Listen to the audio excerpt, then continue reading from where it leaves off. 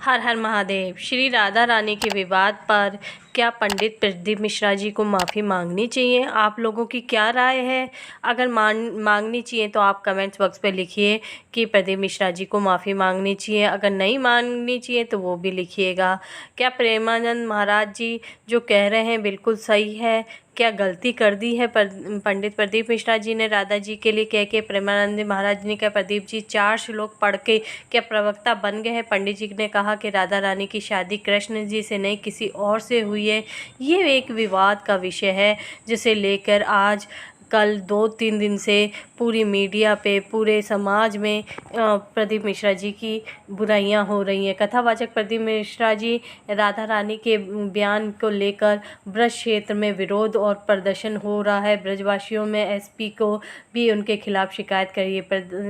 पंडित प्रदीप मिश्रा जी के बयान पे प्रेमानंद महाराज भी गुस्सा जाहिर किया। उन्होंने के 4 श्लोक क्या पढ़ लिए, प्रवक्ता बन गए। ब्रज तीर्थ देवालय के न्यायालय के संगठन पद्धति ने प्रदीप मिश्रा के खिलाफ की जो भावना आहत हुई है उससे मुकदमा दर्ज हुआ। प्रदीप मिश्रा ने एक प्रवचन में कहा था कि राधा रानी के पति का नाम अन्य घोष था, उनकी सास का नाम जटिला था, ननद का नाम कुटिला था और राधा रानी के विवाह छत्र में हुआ था। राधा रानी जी के बरसाना नहीं थी, वह तो रावल में रहने वाली थी। बरसाना में तो राधा रानी जी के पिता की कचहरी थी, वहाँ वह साल में एक बार आती थी। प्रेमानंद महाराज जी की पंडित प्रदीप मिश्रा को लेके तुझे नरक में जाना पड़ेगा, उससे कोई नहीं बचा सकता, हमें गाली दो या चलेगा लेकिन हमारी राधा श्री को आप कुछ भी नहीं कह सकते। उनके खिलाफ उनका अपमान करोगे तो हम बर्दाश्त नहीं करेंगे, हम स्वयं को न्यौछावर करते हैं, इस तुम्हें बोलने लायक भी नहीं छोड़ेंगे के बारे में तुम जानते ही क्या हो? अगर तुमने किसी संत के चरणों में रज का पान करके बात कर ले तो तुम्हारे मुख से कभी ऐसी वाणी नहीं निकलती। जैसे कि वेद कहते हैं कि राधा कृष्ण कभी अलग नहीं हो सकते। तुम्हें तो शर्म आनी चाहिए।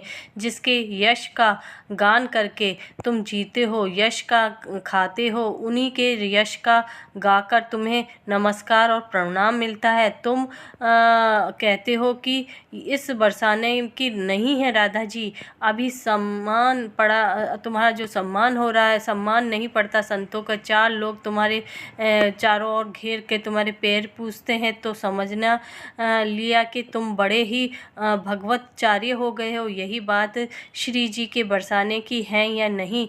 तो तुमने कितने ही ग्रंथों का अध्ययन किया है, 4 श्लोक पढ़ लिए तो क्या किया? जो भगवत प्रवक्ता बन गए हो तुम नरक में जाओगे। वृंदावन के वासियों की भी ऐसी ही धारणा है। तो क्या आप सबको ये लगता है कि पंडित प्रदीप मिश्रा जी ने वाकई में ही राधा श्री जी के लिए ऐसे अपशब्द बोल दिए हैं तो उनको माफ़ी मांगनी चाहिए? तो माफ़ी मांगनी चाहिए तो आप कमेंट्स बॉक्स पे लिखिए कि उनको माफ़ी मांगनी चाहिए या नहीं माफ़ी मांगनी चाहिए।